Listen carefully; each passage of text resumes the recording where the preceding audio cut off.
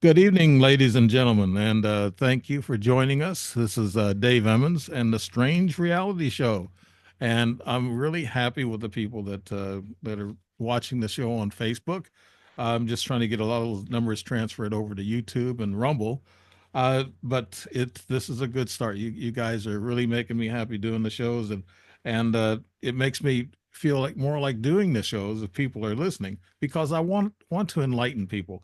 You can also find the show on Real Paranormal Activity, and that's Aaron Hunter's network.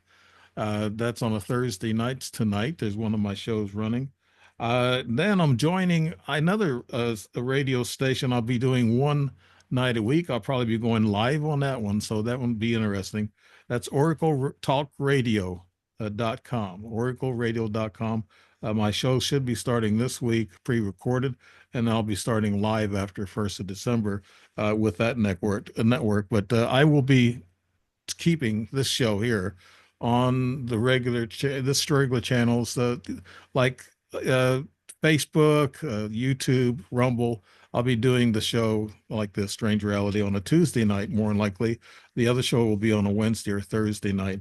So I got to divide myself up. I asking for more work. I'm supposed to be retired, Stephen. I'm supposed to be retired. I know I keep going. Oh no, I know how that is. I think when you stop, that's when everything stops. That's what I'm afraid of. I don't want that to happen.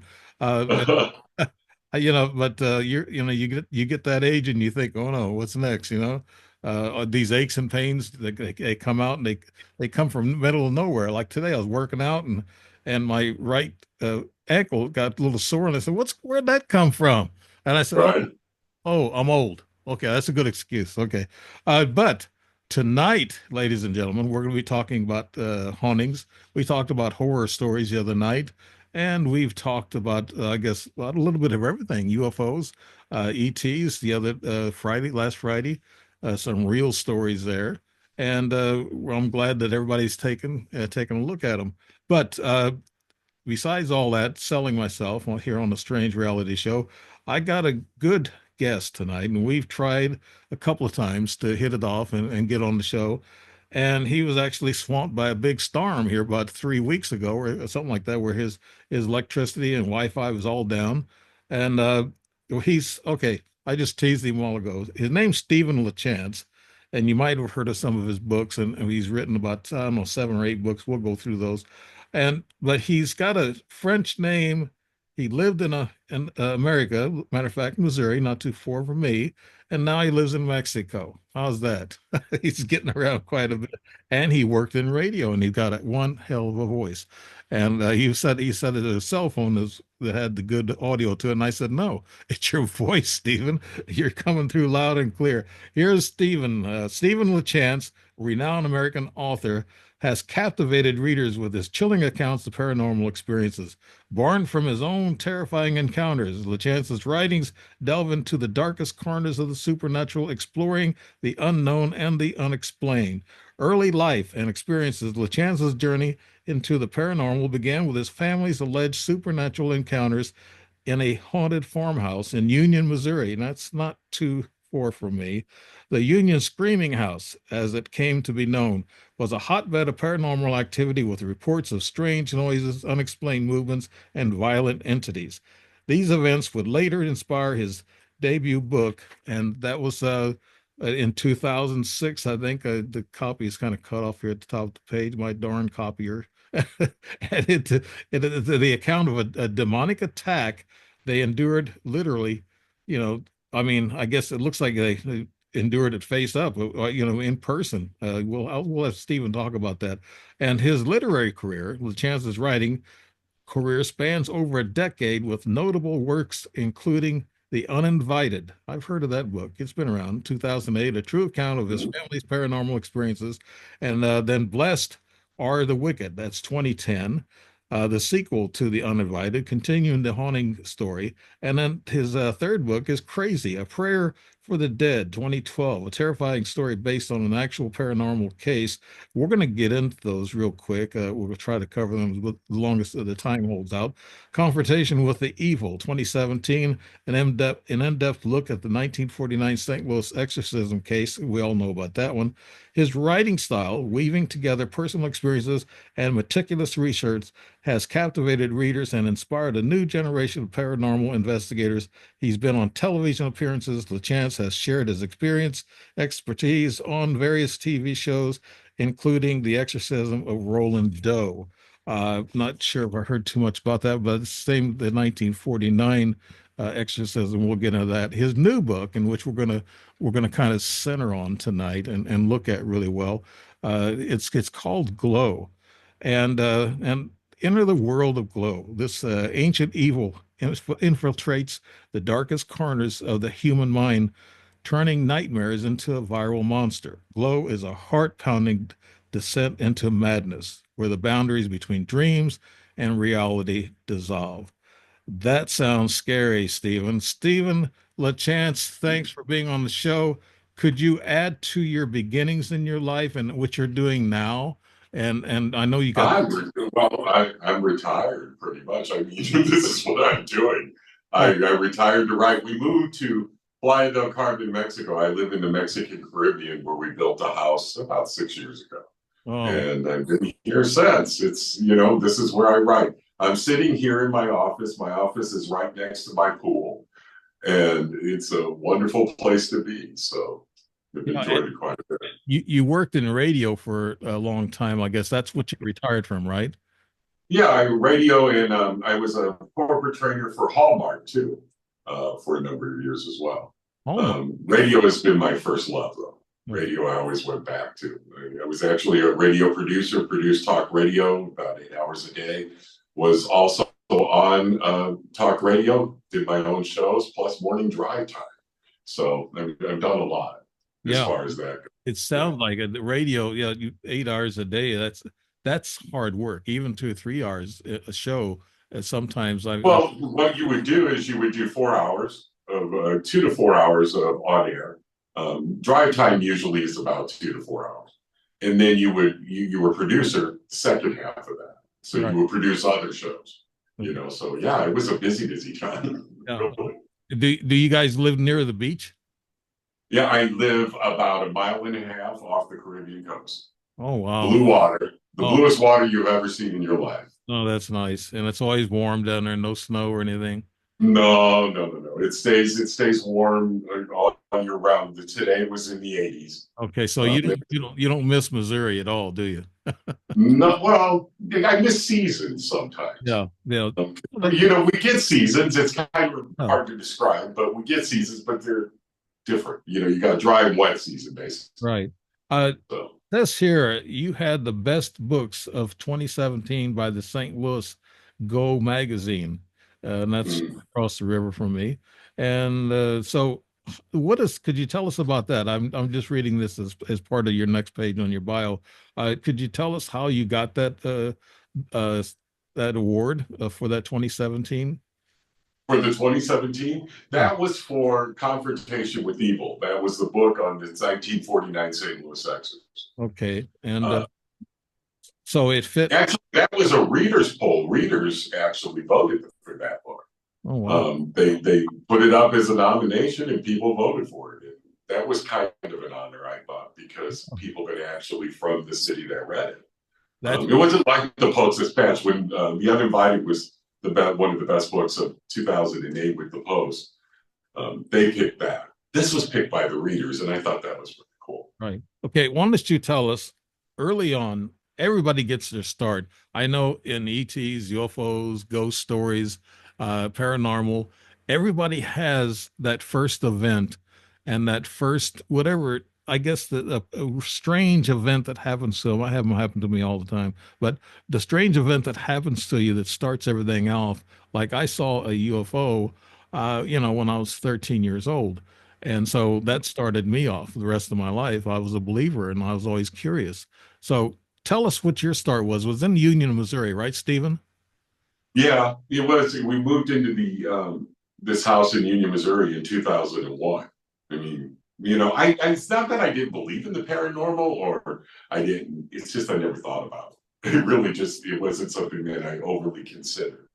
Yeah. Um, the interest was there, but it wasn't like a big thing for me until we moved into that house. And we moved into that house, and shortly after moving into it, in Union, things started happening. I had three young kids with me, children. I was a single father. And very quickly after moving into the house, the kids started reacting, things chasing them up from the basement or waking up in the middle of the night with things moving around in the room. And there was one point that all three of them, I had them in my bedroom with me because they couldn't be anywhere else. And I wondered what I was doing wrong. And I didn't, my thought at that point when that was going on with the kids was that it was all, in their mind. Maybe the move was too much. Being a single father, you also deal with the fact that obviously there was a mother not in the picture. So you wondered if that was it. And it wasn't until a little bit later that I saw it for myself. And it was a night when we were in the living room. We were going to play a game or something. It was a Monopoly, actually. Yeah. And I looked up into the family room, and this thing was standing in the kitchen doorway. It was a black, smoky figure. Yeah. And you moved into the family room, and I looked up, and I thought, well, Kevin looked down, and this thing's going to be gone. And I looked down, and I looked back up, and it was still there. It And looked then like, it kind of just, I can't describe it to you other than when people ask, think of moving within itself, almost a churning within itself. You could tell it was male in form. Think of looking at a hot street, a hot asphalt, and you have that shimmer that comes off the asphalt. right. It kind of had that to it. Mhm. And then it just kind of went. And when it went, I thought, well, okay, something's going on. I got to get out of here. I mean, your belief system crashes in a moment. Right. And I got the kids and told them we were going to go to grandma's. They were confused, and we got to the door, and the door was an old one. You had to put the key in to lock it from the outside. Right. And so when I turned around to lock the door and put the key in, the house started screaming. There was a male scream coming out of the house. The Really? kids heard it. The dogs in the neighborhood heard it. And we were on our way at that point. That was the first night. But that was the moment. You want to know the exact moment that changed my life. That was Hmm. it. And later I find out that the neighbors, especially the neighbor was living across the street at the time, he would hear this and he would see people come and go. I had talked to him years later, and I said, well, why didn't you tell me I was moving into this? And he told me, he goes, because I knew you wouldn't last here for long.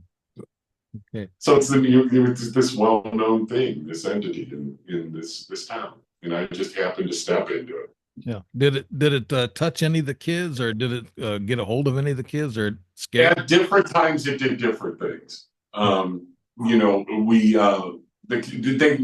my youngest son was the one I think that I would say was affected more so. He was the one where it was always catching him by himself and scaring him. It was a thing where, I'll give you an example. There was one time I sent him inside to get a garden hose out of the basement because we were doing some things outside. And I heard him screaming in the house, and I went in and he was shaking. He said something and chased him up the stairs. Hmm. And I was like, in my mind at that point, that was before I had went through the experience. And I thought, well, this is one of those things where it's the basement monster that all kids deal with. Right. So I went through this whole thing with him, let's go down. I'll show you it was nothing. It's your imagination, that kind of thing, that the things that most dads would do. Right. He wouldn't go with me. So I did the whole thing where I stomped down the stairs, and I went through things, nothing here, nothing there. Yeah. And the truth was, I didn't find anything at that point. Yeah. But So, every time he was out of arm's reach, I would find him like this. yeah. It was just a continual thing like that. There was different points when you would hear breathing in a room with you, or you would get this feeling of it was like an electrical charge that you would feel that would almost originate inside you and work its way out. It's kind of hard to describe, Yeah. but that sort of thing. That sort of thing. Could you associate this? A lot of people say there's shadow people out there, and could you associate with the shadow people? You kind of described it as kind of like asphalt, kind of like flickering and shining. So it must have not been a shadow person; it had been more substance to it. Right. It was more substantive because there was a churning to it. It was like, if I could explain, it was like it's almost, I wouldn't say thicker than a smoke, but it moved within itself.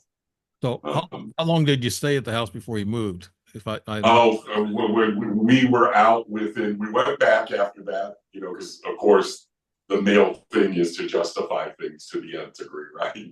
And then things got worse from there, though. And we ended up leaving the house within 13 days. Wow. This is where your first book come from, The Uninvited, 2008, a true account of a family's paranormal experience. That's what you covered in that first book, right? Right, Yeah, right. that's good. Okay. Yeah. Blessed Are the Wicked, 2010, the sequel to The Uninvited, continuing the haunting story. What'd you do? Move somewhere else than you were haunted, Stephen? No, it followed us. It followed us. And not Really? only did it follow us, yeah, it did. And not only did it follow us, but people that had moved into the house after us came looking for answers themselves. And so it became quite an ordeal. The reason I wrote Blessed more, Blessed is not for a general audience, really. I wrote that book more for the paranormal investigators out there that are dealing with these kind of cases. Mhm. It describes because, sometimes I think and I do it too, we all do, we go into a haunting, we think we solved this thing and everybody's going to be happy when we walk out of the house and happily ever after, here we go. Well, the truth of the matter is it doesn't work that way. Yeah. So I wanted to show people and tell people of how this followed us and how we went through the different things that we went through and how it was almost like you have like aftershocks. The initial earthquake was the haunting, and the aftershocks after much, Right. much worse. Uh, It caused a lot of damage. in this follow-up in the secondary haunting, did you see the same shadowy figure? Actually stood toe to toe with it at one point. Yes, Really? I did. Yeah. How? And it was probably the dumbest of the things I've ever done. Yeah. Why do you think this thing followed you, and how did it connect to you? Did it connect to your bodies or one of the kids, or did it connect to some of your furniture, Stephen? I think it was connected well, location. It maybe started it, but I think the kids were at that right age, where maybe, and that's why it went to them first. We were going through a bad time in your life. I think the one thing that I found in research through the years since is when you find cases like these and you hear, I mean, there's a lot more than you think there are Yeah. out there, that it usually is a very difficult time in a person's life. Look, I was left with 3 kids to raise on my own. I was doing the best I can and all the struggles that came with that. I had lost my sister, who was the closest person to me in the world. Everything at that point was at the lowest point. It steps in at that point, and I think that's why. Yeah. I really do. It's like my mom. My mom was very, very brilliant. She always has been during a lot of this. And, at one point she said, I think what your problem is here, and I think this is what it's attracted to. You got a kick me sign on your back. And she goes, you walk through life with a kick me sign on your back and think something's going to come up and kick you. Yeah. And this thing is kicking you Yeah. because of that reason. And she was absolutely right, I think. Yeah. Did you look up the history on the house? Yes. Did somebody die in that house, Stephen? It wasn't the house, it was the land. The land was from the plotting of the land. It was owned by a Civil War captain, Captain John T. Crow, if anybody wants to look him up. He was quite a character. The land was owned by him. Now, where the house was actually located, the house was one of those Sears box type homes, so they Yeah. built it there. But it was built, from what we could tell, it was either built on the slave quarters or his stable, which were right there together. Hmm. We do know that. He wasn't a nice man. from what we know. I know that from actually talking to his ancestors. Mm. There were different things that he did along the way that at one point, he shot a lot of his male slaves. Oh, wow. He was a wicked man. Yeah, he Yeah. was. And he had that reputation. He had this reputation as judge and jury of the town almost. Hmm. As a matter of fact, that part of the town of Union, Missouri is called the Crow Addition, which was named after him as well. But Yeah. he was the first captain of the first Missouri militia to the Civil War.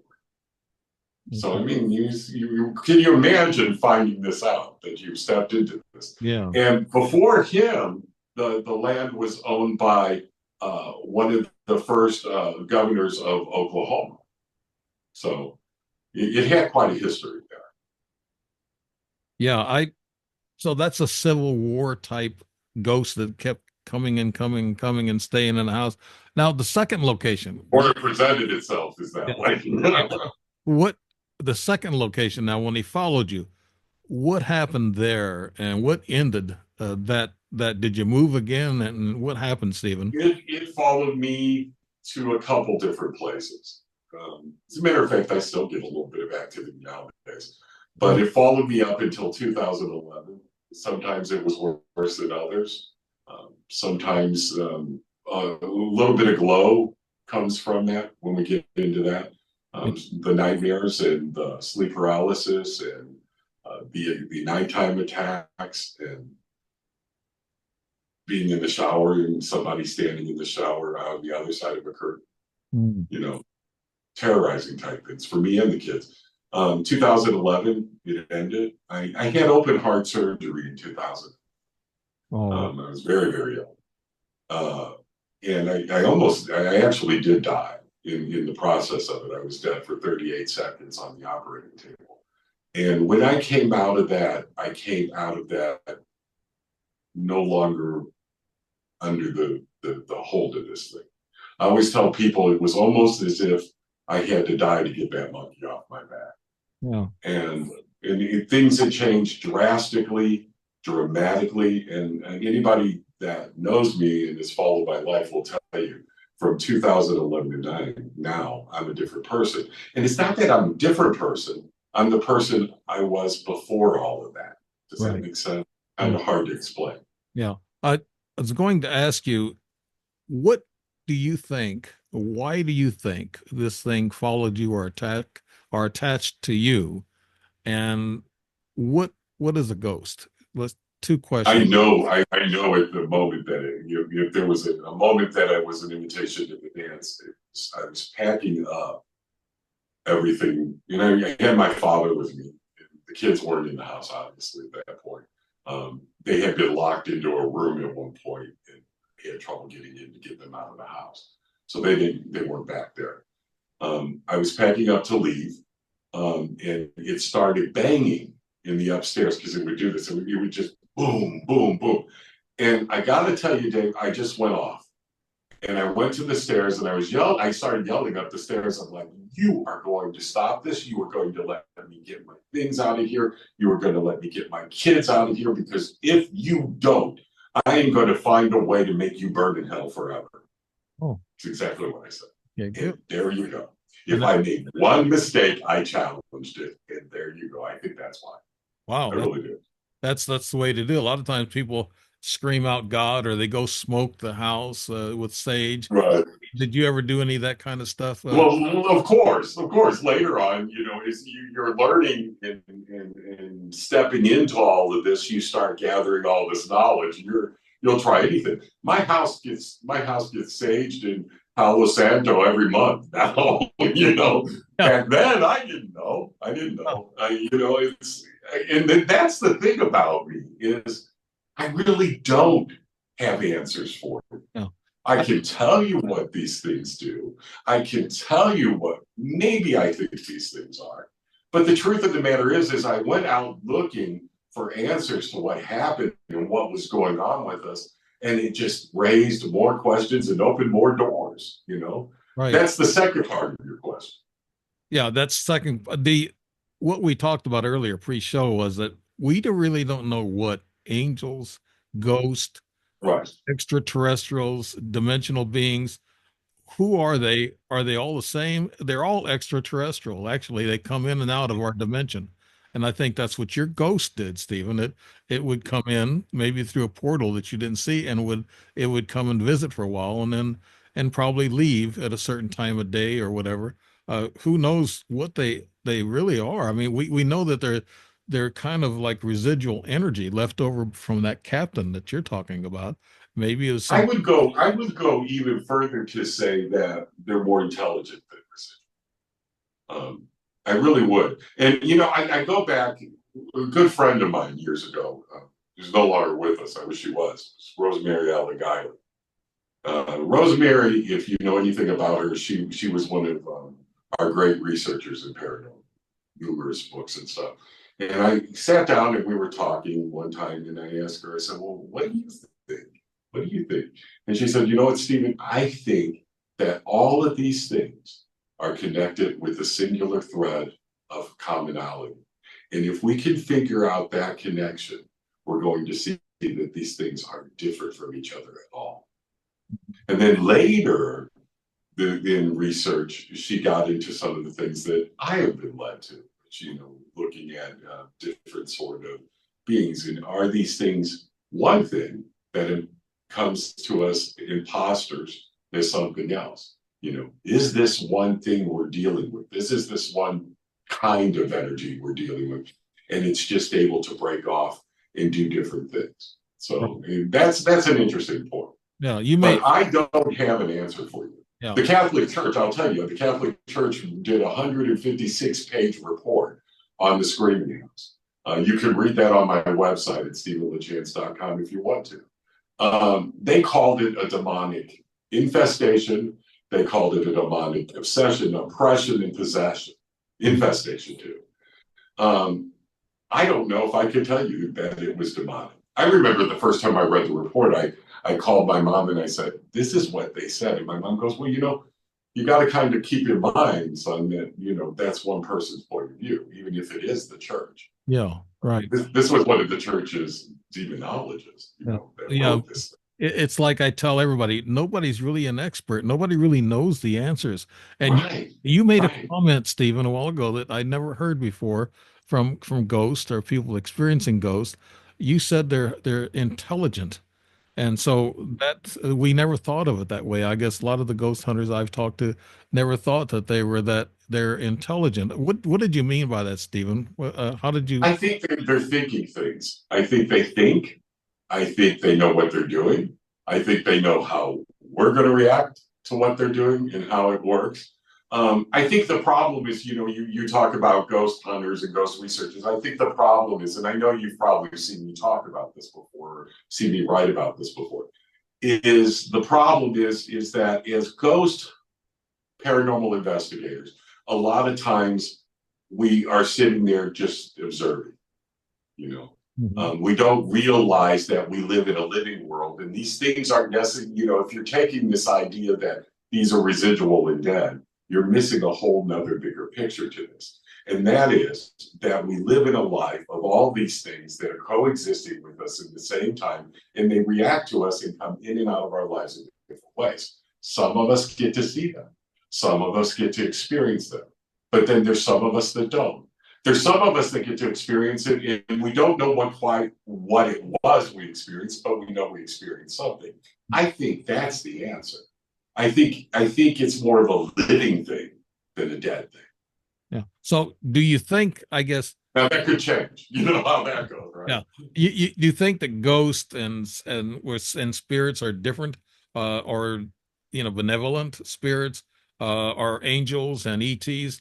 They're all different. Are they all like a string that you were talking about that I, we? I think they're all related into one. I do, and I'm going to give you an example of that. Is you look at some of these extreme haunting cases, Mhm. and then you look at some of the ET cases, and Right. there's a whole lot of commonality There between is. the I know. I can tell you right now, some of your paranormal stories match some of two. my ET stories, and actually, yeah, Absolutely. they do. And we don't really know. It's really hard. Let's move along here on your third book, Crazy, a prayer For the Dead, 2012, a terrifying story based on actual paranormal case. Is that the same case we're talking about? The And this case was a different one. This was Okay. it was a haunted truck stop Oh, out on old Route 66. Uh, oh, okay. they came in and they were running a restaurant there and they were having all of these problems and they asked us to come in. Actually, they asked me to come in and they brought a team and we went in and started the investigation. What was interesting and where crazy the book came from is the stories that happened once there was some evidence that was gotten that was put on the uh, Fox 2 News in St. Louis. And from there, people saw it, and it really got literally crazy because everywhere I would go, people would stop and tell me something about this place, a story about it, and then you started looking at the research and the history. So crazy is a conglomeration of the case itself that we worked. It's part of the stories that the townspeople told, and it's part of the actual history that can be proven.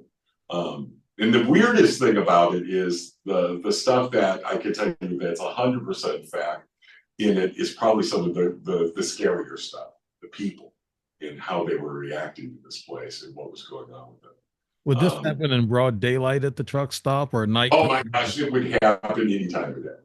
And The Union was like that too. That's one thing about hauntings that I don't think a lot of people understand. You don't have to car. If it's really haunted, it's going to be haunted during the day. I remember they had a newspaper reporter in right after that point in time when it was on the news, and the newspaper reporter was there, and a rusty knife went flying across an empty room. oh, Scared the reporter. It was quite something. But it really, I was removed from Union enough at that point that it was really, I think, the time when I really started to kick around. What am I dealing with? What are these ideas? One of the interesting, you might find this interesting. Dave. We were in there one night, and I was with the team, and the guy next to me, I hear this clicking sound, click, click, click, and it would get faster. And as it would get faster, I would notice that there was a little bit of like shadow activity that would come closer to us, And I looked to the guy next to me and I said, "What is that?" And he said, "What's the Geiger counter?" He goes, "As it comes, as it comes closer to us, it clicks faster." Well, that fascinated me, and I started wondering, well, what are these things made up of? Or is this something we need to worry about? I mean, that was the time when all of this really just started to gel for me. And I started to realizing there was so much more out there that we don't know, that nobody knows, and nobody has answers to. And that became really, really fascinating. yeah. There was also a case where a young boy was seeing a ghost kind of thing play out on the top of a stairway where he was seeing a woman her throat being cut at the top of the stairs. And I got to sit down with that boy. He was about 8, 9 years old, um, and talk to him and see how affected he was, like my own children, and that became kind of a basis for wanting to help a lot of kids. And I did help a lot of kids in the time that I did the things I did, and not everything was paranormal. Trust me. I had some cases that blow your mind. That's how it all began. Yeah. Now you mentioned Geiger counter, and earlier in your story about the first house, you mentioned something about some kind of a tingling sensation. Yeah, that could have been magnetic energy, right? I get the same. Absolutely. I get the same thing with ETs. I get my little tri-field meter out, and I'm picking up all kinds of magnetic energy that's around me, but I can't see it because they're invisible. We can't see them. I can see it with my infrared camera. I know you probably have worked with infrared cameras too. That Sure. something. Sure. Have you ever picked up any of these ghosts, Stephen? On the infrared, Yeah. if you've ever seen the movie Children of the Grave on Zombie Road in St. Louis, you'll Oh. see what we got on the FLIR cameras from there. Oh. Okay. That was quite something. Yeah. Um, out in the middle of the woods in the middle of the night, all these things start stepping down from behind the trees. Yeah, that's the similarities I'm looking at because ETs have this magnetic energy too, and I've been shocked, almost electrocuted a couple of times, and it's all magnetic energy that's coming through a portal, and it's bringing them here to us, and they visit. And what's your thoughts on that, Steve? I mean, I know you've taken a lot of readings and you've had these FLIR accounts, so uh, yeah, tell us about some of the readings that you get and what you think they are, Stephen. Well, the interesting thing about it and I think it's more so than just the reading, is the physicality of it, Yeah, is the physicality of what you feel at that point. It's always been, I remember when we were doing the Zombie Road and we were getting the film on that. It's like 3 a.m. in the morning, you know, middle of the night. We're out in the middle of the woods in the middle of nowhere. And all of a sudden, you could start seeing the breath coming. And it got cold, yeah, got really, really cold. And then all of a sudden, of course, the tingling, the energy you're feeling. And at the next minute is when, all of a sudden with the camera, with the FLIR, we started seeing them step out from behind the tree. Union was a lot like that too. Except Union had this thing where it would get cold, but it could also get very hot. It yeah, wasn't always cold. It could get very hot. And you just never knew how it was going to present itself. yeah, But it would always be this thing. The meters would go off, it'd go crazy, and everything else. But what fascinated me more about any of the equipment was the physicality of it. And I started telling people that, the equipment's good, it's telling us things, but maybe let's put that down and let's start relying on us as a little bit more. I think some of it was more important at that point, that our senses. What are you feeling about this? That became more interesting to me. You mm, know, equipment's going to do what it's going to do. Meters are going to scream. Your Geiger counters are going to go off. But what is it doing to you? What are you doing? How are you feeling about this? And then tell me why you need that meter if you're a better meter than the meter itself. yeah. You can feel it. Yeah, I think I always felt kind of sad for the guy that they would give the meters and stuff to, because he's like this, and I'm like, when your face is down there, what are you missing out here? yeah, What are you missing in here? You're worried about this. This is going to do what it's going to do, and if there's a valuable place for it, don't get me wrong. This is going to do what it's going to do, but what's going on with you? What is going on visually around you? And I think a lot of times we get too caught up in the equipment side of it, and that bothered me.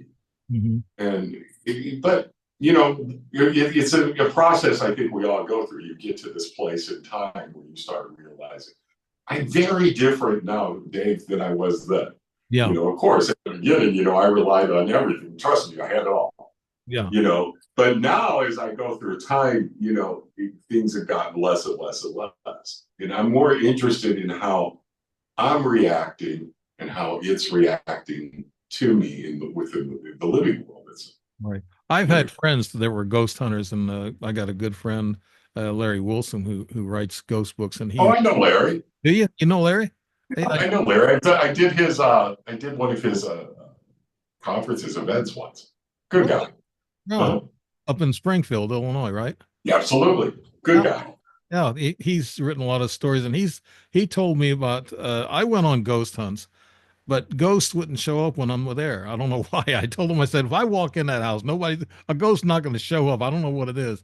Maybe I'm just an ET person, but when a ghost, he talks about when ghost jumps, they jump you, they jump inside of you, they connect to you, like you said, you were they attached to you. And do you feel cold when you get attached by a ghost, Stephen? Well, sometimes the union was, when you talk about the screening house, that was different because sometimes it would be cold, sometimes it would be hot.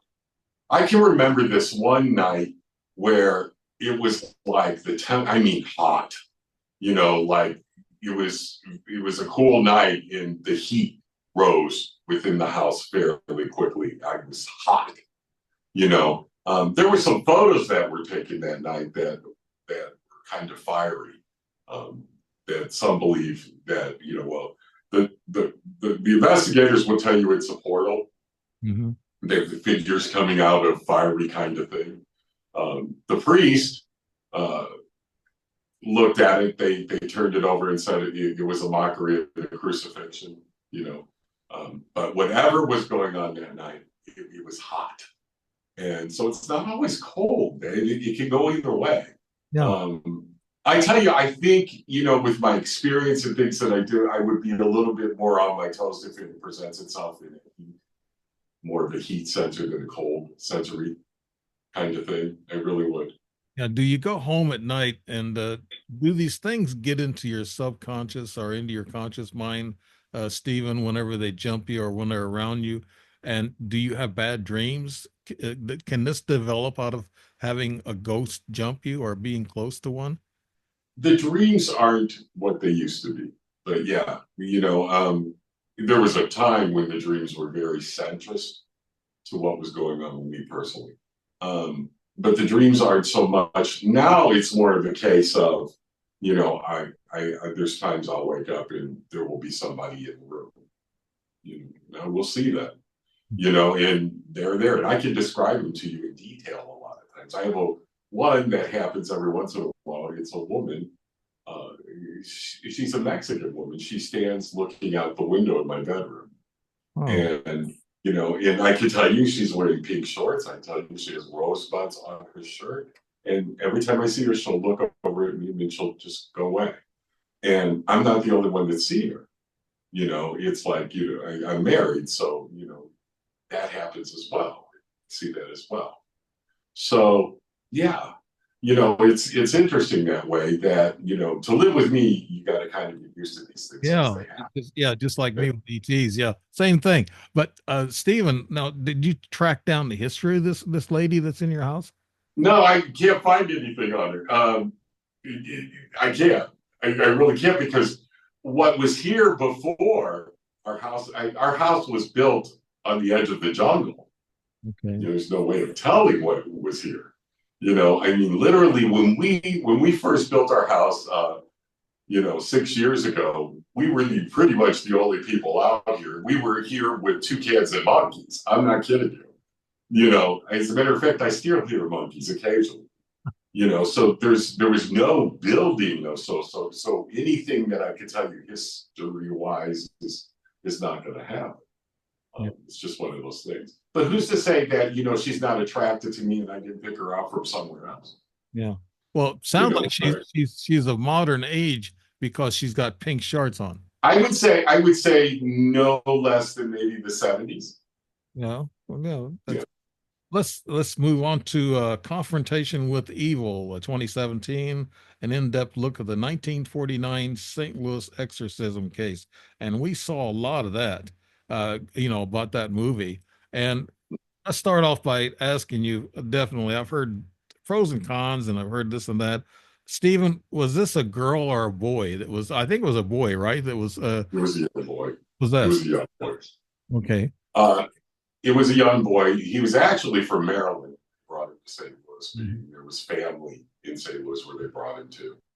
Um, it was interesting, the fact of what he went through. Now, the thing is, and I think the problem with this is, Dave, is no one ever really sat back and took an analytical view of what went on with him in the case. Right.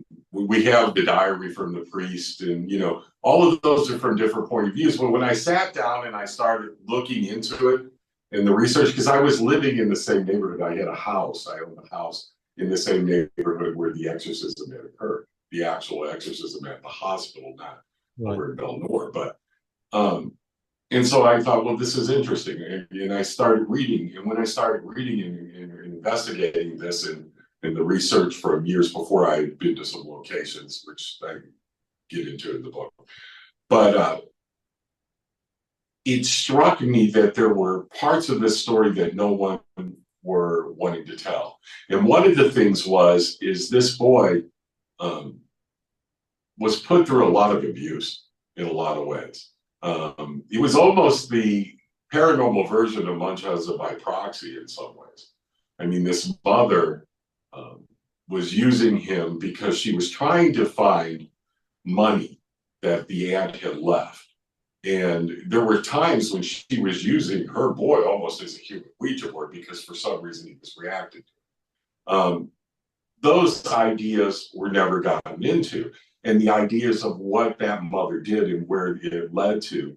One of the first times that you see them come to St. Louis, they're in the basement of that house in St. Louis trying to contact the spirits to try to find out where the money is. And this boy, at this point, has got words showing up on his body and scratch marks. That's abuse. It's Yeah. abuse. Right. So it was interesting. So that dichotomy of I wanted to take the movie because I think the movie did a lot of things to color this case, Yeah, it did. in not a good way. Threw everything in the kitchen sink. I wanted to take the Catholic part of it and let it stand there, but push it over to the side. I wanted to take the investigative part of it and put it there. I wanted to take the side of the parents, what they were experiencing, and the side of the boy, and analyze all this through analysis, through fact, through research, through everything. And I take you on that journey. I never in the book tell you what to believe. I never. I don't want to do that. Because the thing that I thought was the most important is I want people to start thinking for themselves of what do you think this is? What do you think happened? It's not my job to tell you that because I don't have the answers. I can give you research. I can tell you what I've learned. I can tell you what I think, what I know. I can give you back research from history. But the truth of the matter is I can't tell you. So what do you think? So I take them on the journey of this investigative journey, which ends up at a location, by the way. Yeah. That was quite shocking. And a lot of that, if you want to read the books, people love the book. But if you want to see the show, it's on Max or Discovery Plus, and it's The Exorcism of Roland Doe. Okay. Oh, Roland Dole. I was going to ask you about that exorcism. Now, this exorcism, 1949, when they made the movie, Peter, was it William Peter Blattner? Is that I got that? William Peter Blatty, yes. Yeah, he wrote the book, and I guess that was a screenplay. But what they did to that movie was they took the boy and they made it into a girl, and what they did is they sexualized it, and then they dramatized it, and that's what made the movie so wide and spaced out in all different kinds of I guess literal spatial effects. But it didn't really happen that way. Now, did the priest? There was two priests. The older priest, did he die, Stephen? The older priest, is he dead now? Yeah, no, he All of them, I believe, are. he died They're, during the exorcism, I thought, in the movie. no. He went through some serious things. Yeah. He went through some very serious things. I mean, there's one point in its Easter of that year, right before the final conflict happens, and that was that part of the research really got to me because it was descriptions that I got from his family members, his brother, his sister, that sort of thing. And they were talking about him kneeling next to the bed. And it's in the diary talking about it as well. And he was covered, first of all, he had lost like 50, 60 pounds during the process of the exorcism. And he was covered in boils. I mean, the horror of what this man went through is beyond anything that you can imagine. And the fact of the matter is his faith was so strong that he stayed there and was on the bedside of this boy kneeling, still praying, trying to save him. Oh. It's just phenomenal. I mean, and the fact of the matter is this priest has never been considered for sainthood. Canonization is just beyond me because he follows everything that the church would want there. And everything that happened and the events that surrounded him. I mean, he was never quite right after that, by the way. What was there a difference in exorcism of Roland Doe, or that tied into the same type of story, Stephen? Well, the Roland Doe was the reason that he was really named something else, and I know the name, and everybody else pretty much knows the name. But the priest that wrote the report, they called him Roland. They call him Roland Doe. See. And they did this because they were trying to protect his identity, um, which I thought was kind of nice. And I always kind of, and I did it in the book. We did it in the documentary film, out of respect for them, because they tried really hard to give this boy a normal life, um, and they tried to keep his name out of things. Yeah. I just I'm just fascinated by, I guess you stuck to this writing, and you was working also in radio, and you were writing Mhm. side. And so you were burning the candle at both ends when you're doing these things, and you go out and investigate. You had boots on the ground apparently on a lot of these investigations, right, Stephen? You absolutely did. You can't investigate these things without going and visiting. That's for sure. Um, Yeah. some of the stuff that went on during that, I it changed. That book changed how I do things in some ways. Um, that book was hard. That book, it was hard living in the head of that kid day in and day out while I was writing Yeah. it. It really, really, um, it affected me for a while, and that's why you haven't seen a new book since Confrontation and Evil until Glow. Yeah. You, You're overwriting that book. you took a hiatus of about 6 years, right? Yes, I did. Yes, I Uh, did. you mentioned PTSD. What is that all about? You mentioned it in your notes, Stephen. The PTS, post traumatic stress Yes. disorder. Mhm. Some of it goes back. Well, look at it this way. Um, we know whose post traumatic stress happens in horrific situations, and it does within the haunting genre of people as well, just like it does with alien abduction cases. Those Right. people are dealing with traumatic stress. It's the same thing. Yeah. It's you deal with it from day in and day out. There's times, that things trigger it. Like tonight, you didn't notice it, but when we started talking about the union haunting, it got to me. I haven't talked about it in a while. So it does. It's always kind of like this thing that can be triggered. Yeah. Um, Yeah.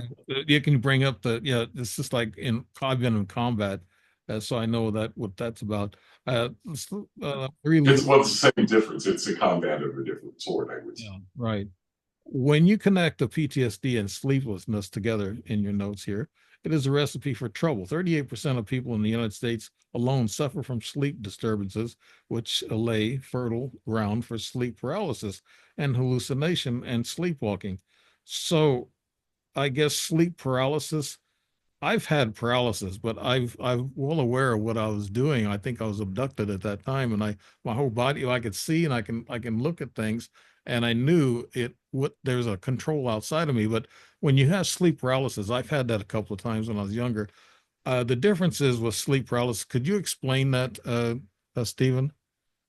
With sleep Sleep paralysis? paralysis, I thought you did a good job of describing the fact that you can't move.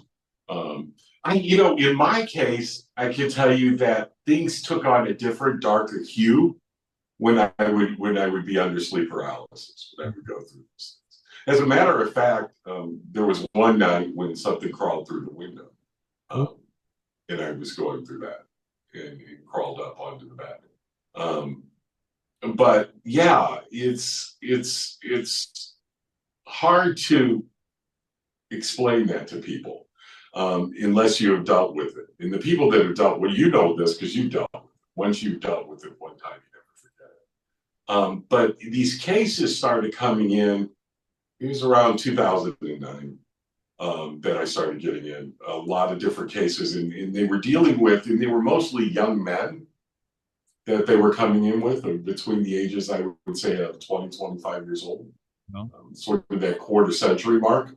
All of them seemed to earmark the same thing. Sleep paralysis was a part of them, nighttime attacks. Some of them were nighttime rape, incubus, succubus type things. No. With some of them, give you one example.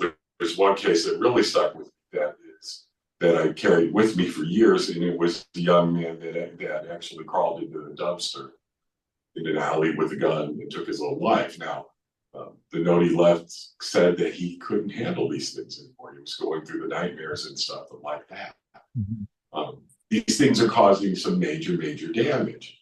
And I think it's, part of it is explainable psychologically. If you take the psychiatric thing of it, there you could go with explanations like that, but not all of them are. And in this case, it was over and over and over again. And I still hear from different ones. And in a certain handful of the cases, the name Glow kept coming.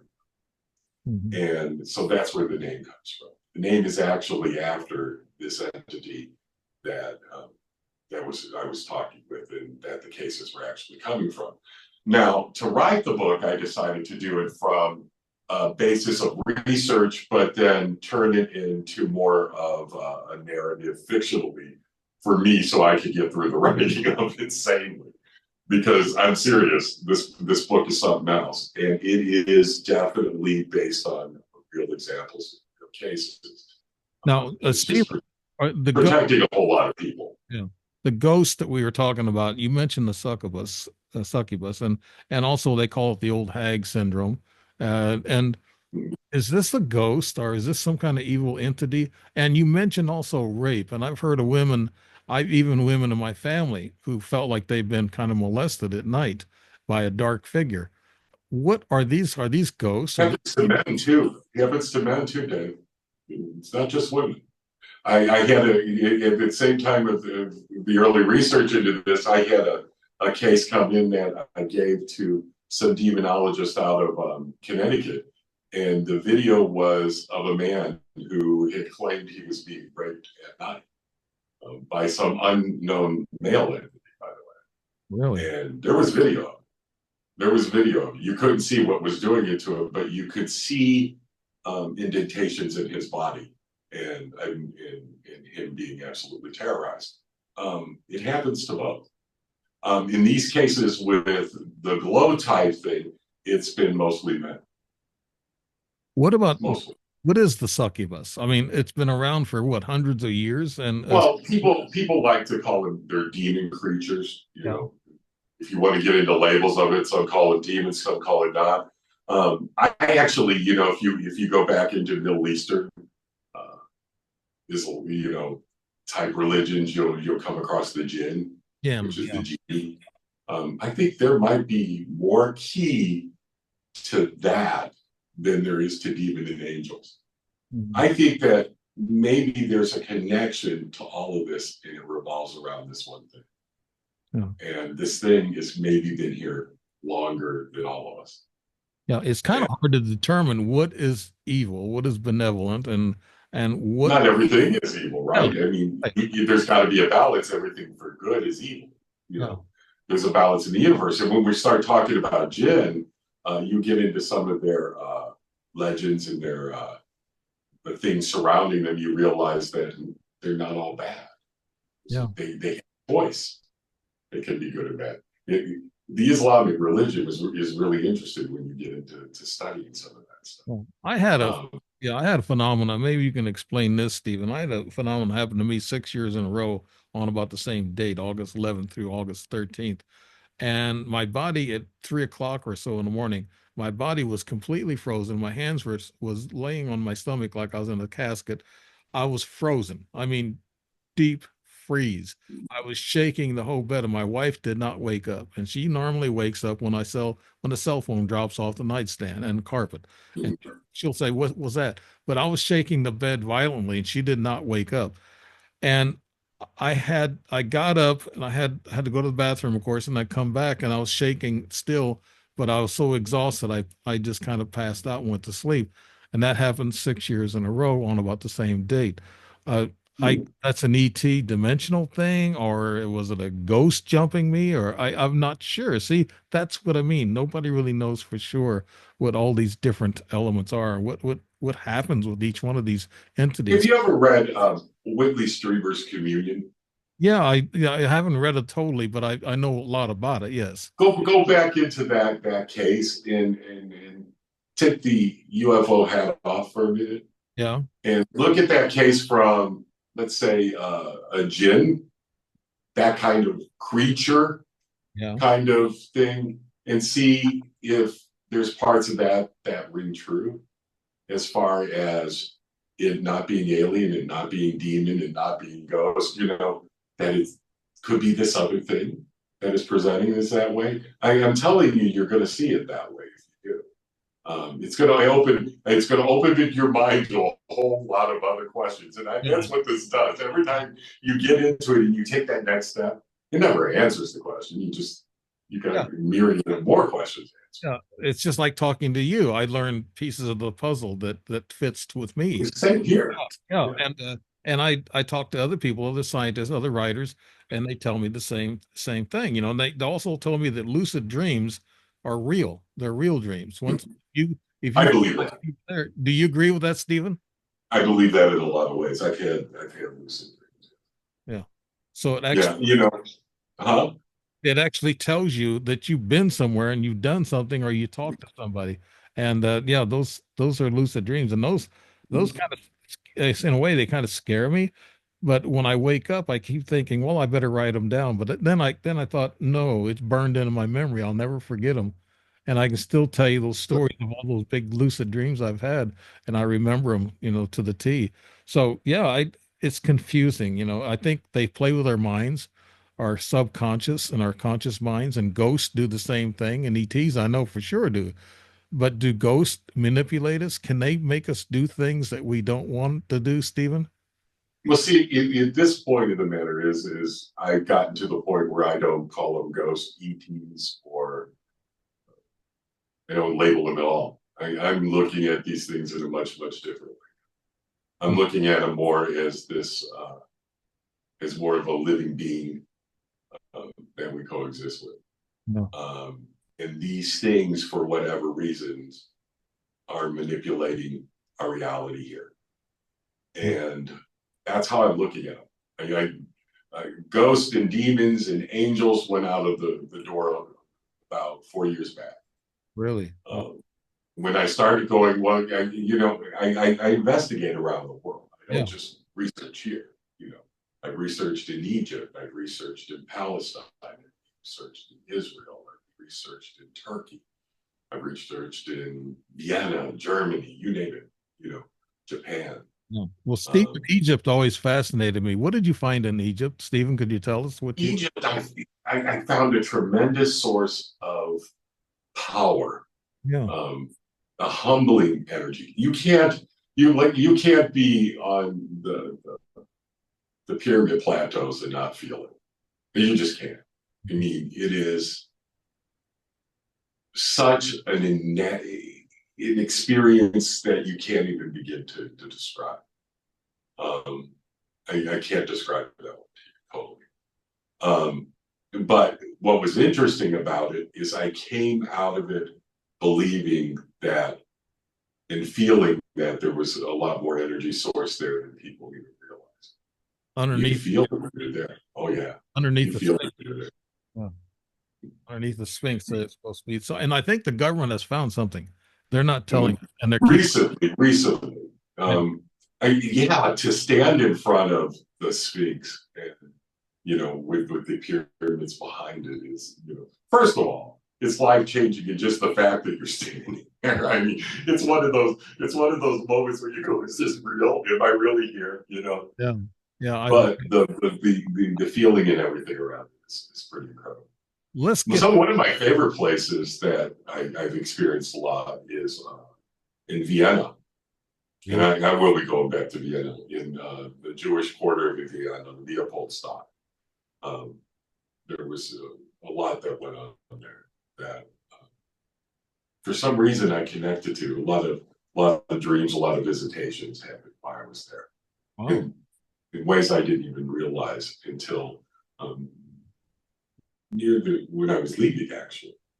So, Yeah, European yeah, are pretty old. I mean, they go back centuries and centuries, and there's probably a lot of conglomerated ghost things or energy there. Just like the Native American Indians, they have spirits too that they watch, and they've been here for a lot longer than us. well, see, but see, where along the line did we get down to the fact of we are observing these things and they don't react to us? if you look down through the history of antiquity and everything, and even the basis of modern Christianity, the whole idea of the fact was that these are living things that we relate to. They're not dead things. These are things that we relate to. These are things that are part of our life. I think Europe had, a lot of the older countries Right. that have histories. And, you go someplace where you have a restaurant that's 900 years old, Mhm. and you sit in that place and you feel it. But they view it differently, and it's not a big deal to them in so much the fact of because they just live these things day in and day out. Mm. It's You not ever, a big deal. you ever notice a lot of the American movies, ghost stories? They always went to England and in these old haunted houses in England. That's where they did a lot of their Sure. movies and shows. Let's get into the last segment of the show, I guess, and let's get into your book, Glow. It's the first book in Stephen LaChance's Modern Monster series, released. It's October 8th, 2024, and you got it on your website, and your books and your films are all on stephenlachance.com. And let me read some more here. Uh, you said some of them having these nightmares. Well, that's talking about nightmares. The ancient evil glow takes you into the realm of everything you have imagined nightmares to be and how they can turn into a viral monster. Once glow steps into your dreams, there is no turning back from this modern monster madness. Glow is inspired by real nightmares, events, research into the unexplainable. And this is the book. Let me see if I got I got this copy here. That's the cover of the book. It's the cover. Yeah. Yeah. It's kind of dimmed out a little bit, I guess. Yeah, it's dimmed out. It's purple. I got it too. I got it here. Here's my copy. Okay. I You got the real book. Okay. I got got a it copy. here. Okay. So, But no, you've got a lot of accolades on the book, and praise for Stephen LaChance. LaChance's stories will haunt you long after you finish reading Dark Scribe magazine. LaChance's books are most read for fans of King and Kuntz and Barker. Horror fanatic. Stephen LaChance's writing is atmospheric, evocative, and also downright terrifying. The horror review. So you have done some really good work, and I think it comes from real boots on the ground, real thoughts. You mentioned the nightmares and all this coming to you. Could you tell us a little bit about Glow and why did you? Is this going to be your last book, or are you summing it up all in this one book? no. There's two more coming after Glow in this series. Oh, okay. Glow is the first one. The Modern Monsters is dealing with these things from a modern point of view, from the modern cases, from how they work within the world, um, in looking at them from that sense instead of looking at them as something that is from the 1800s. We're looking at something that is very present, in present day, in present time, and we're dealing with it in the present, not in the past. Yeah. And so Modern Monsters comes from that. Glow is dealing with it. I'll tell you right now, it goes along the lines, and I don't get into labels, but it's a jinn-like creature, mostly, that you'll see in that book. And then it will branch off into other areas as we go into the other parts of the series in the next two books. What interested me about it is I thought that it was important because I had been seeing a lot about these, like I told you, these young men. And for some reason, this is happening. And there's a lot of, well, I'll give you an example. I was talking to an exorcist, one of the assistant exorcists to the Pope, not the movie guys. It's real assistant exorcist to the Pope, Yeah. Father Ricardo Reese. And I asked him, I said, well, what causes these? What is happening here with these? And he said, the ultimate the ultimate goal is for this thing to destroy a person.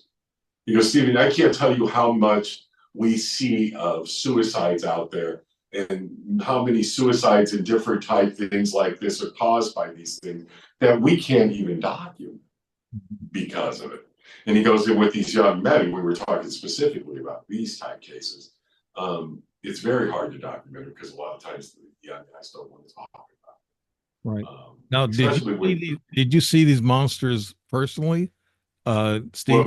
with Glow. With Yeah. Glow, one of the night that when I was dealing with the thing that came through my bedroom window, Okay. remember I told you this Yeah. look meets the description of, well, pretty close to what these young men were describing. Which, if you go into ancient descriptions of the jinn, it kind of meets those descriptions in a way. But the young men described it. I'll give you the explanation. The young men described it as very simple, and I've heard this more than a handful of times. Think of the face of Christ and make it look insane and give it wide eyes. Hmm. And there you go. Yeah. Wow. Uh, Now, religious connotation, is that on purpose? We get into that in the book. okay. All right. There's some things you want people to read and instead of giving away all the secrets. Yeah, I don't want to Yeah. tell you everything, but the truth of the matter is that, yeah, they were describing these things. I found it interesting because, each of the books, the next two will do this too, starts out with the research. You get this lengthy introduction on research before you go into it. And then the research is demonstrated through the narrative that follows, which Mhm. is very interesting because that way I can show you how they work and what I've learned from the research by telling you these things. And I can combine the research a lot easier that way. But what's interesting about it is these things are actually happening, and it took me down the roads of, have you ever heard of, oh, you would know, Indrid Cold. Does that name ring a bell? Indrid Cold. Yeah. You ever hear of the Mothman? Okay. Okay.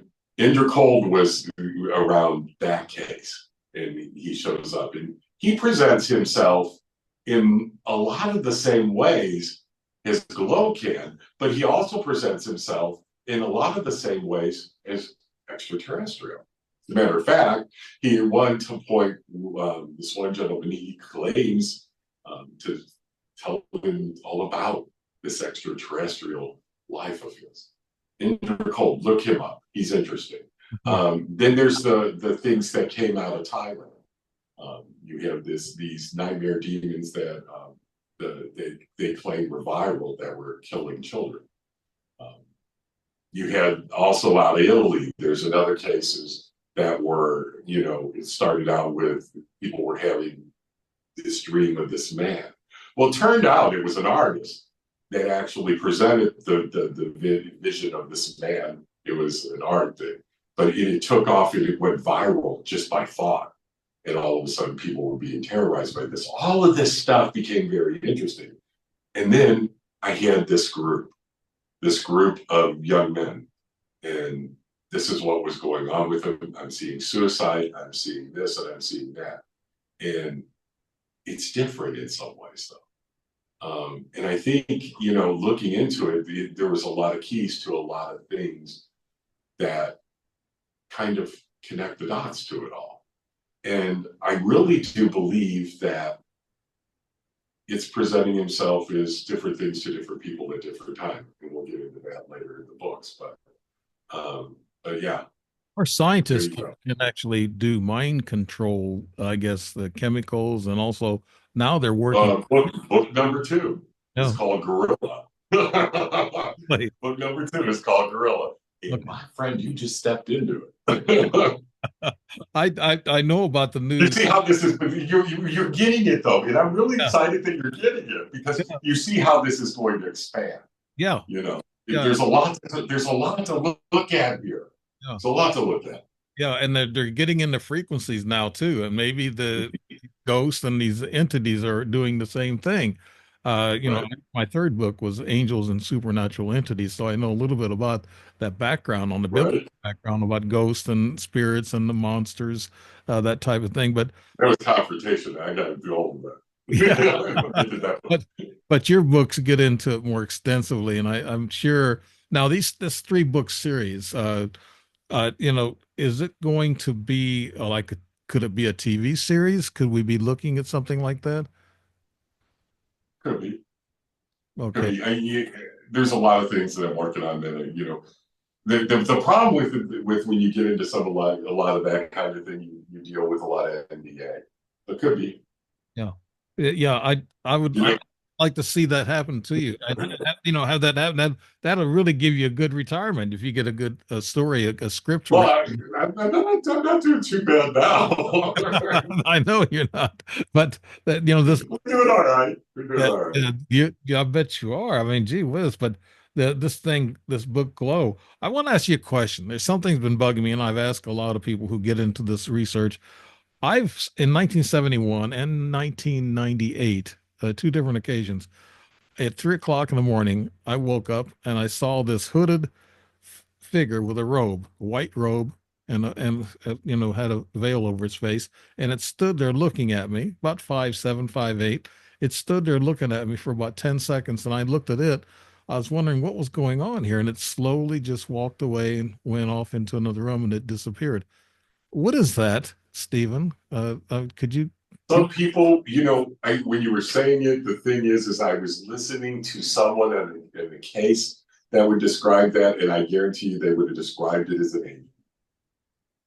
And I don't know. There's no way of actually knowing exactly what it is, right? However, my point of view on this is when somebody comes to me with something like this is how you handle it. It's the best way to handle it. How did you feel about it? Uh, What was your take on this? Very spiritual feeling, very warm feeling. Okay. Oh. Okay. Now, understand that you are the expert of what happened to you.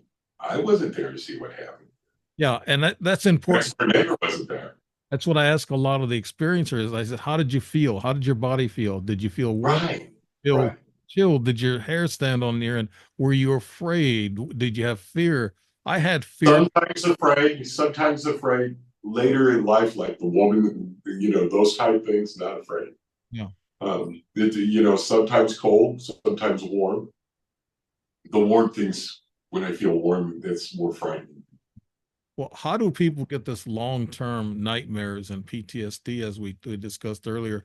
Does that are they really afraid of what happened to them or what they saw, Stephen? I mean, that this clings on to them and they can't give it up? Well, I think what it is, and the way I looked at it, and I'm giving you personal because, like again, there's no solid answer to it. What happened with me, it was like a switch was flipped on. Like I know the difference. It's like I always say, it's like hot and cold water when you were a child. Somebody taught you this is cold, this is hot. Well, this is another version. This is another version of life. This is another version of things. It's just once you tune into it, it's not that you're special or that you're something different than everybody else. I think it's just that switch for some reason flips on in some. And when that happens, and I'm going to tell you, it even flipped on, it went full blast after I died. It was brought back. Yeah.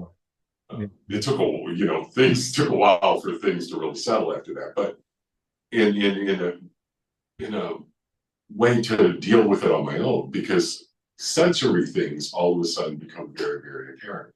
And I think that's it. Dave, I don't think it's anything that you can really pinpoint. Right. It's just our eyes are open to something that was there before. And with the bad experiences people have, it seems like once there's always that danger with them that they could step back into that. And I think that goes into the PTSD for one. And number two, it goes into the adrenaline. Because when you're living through a haunting like that, and you got things going on, that adrenaline's always high, and the dopamine and adrenaline is addictive. I remember the one case that I was working, and then we were getting to the point where things were starting to settle, and they looked at me and said, "I don't know how I'm going to deal when this is gone. I'm going to miss it." It really struck me because it's true. When it was gone, I missed it, for a bit. Not the horror of it or anything, but it became so commonplace that it leaves a hole in these people's lives for a little bit that has to be filled in. And that's the danger. That's the danger right afterwards, dealing with people, Right. is to realize, to make them understand how they played into whatever this was that happened, how they get out of this and how they keep it out of their life. A lot of that has to do with attitude and the way you look at the world and how how you react to the world and what you put into the world, what you take out of the world. All of this is all connected. Yeah. It's all connected on very, very various different.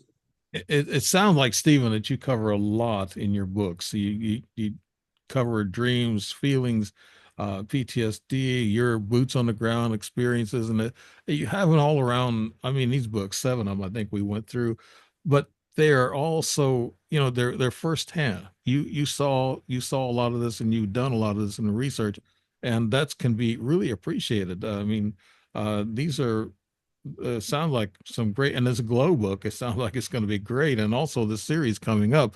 Now we're gonna kind of slow down the show here now, and we're gonna end it. And could you tell us, Stephen, LaChance, how we can get a hold of your books and of course your website and everything else? Well, all of the books are available on Amazon, Barnes and Noble, Books a Million. If they're not on the shelves, you can order them there too as well. Um, any major bookstore around the world, you can find any of my books. Where books are sold or downloaded, you'll get them. So you Um, you sound like you're a very successful writer. There's no doubt.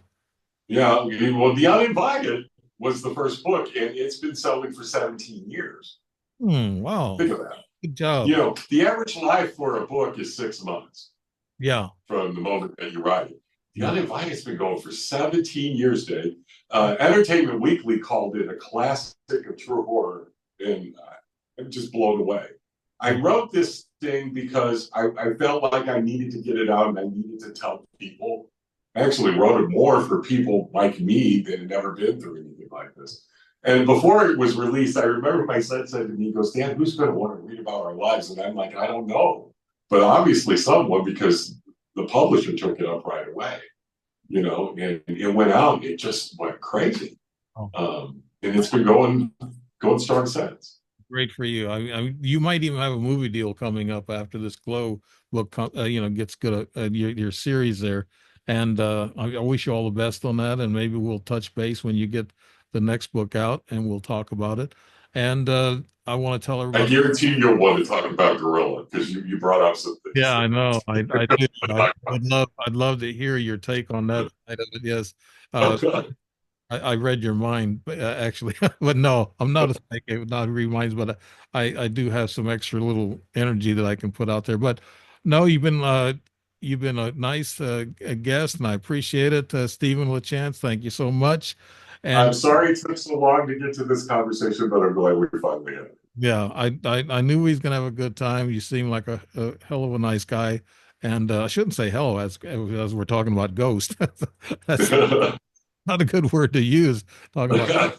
But I want to thank everybody for watching and listening on the show on the Dave Emmons Strange Reality Show, and you can also pick us up on it would be on the Real Paranormal Activity channel, and you can also be starting to pick me up on Oracle Talk Radio probably this week or next week, and of course here on Facebook and on Rumble and YouTube and Spotify, LinkedIn, X, and all of them other things that's going on. And I want to thank everybody. Thank you, Stephen LaChance, and Thank you for having me. thank you, audience, for checking us out. And you've been listening to Strange Reality with Dave Emmons. And have a nice night, or a nice morning, or a nice day whenever you see this. Thank you so much.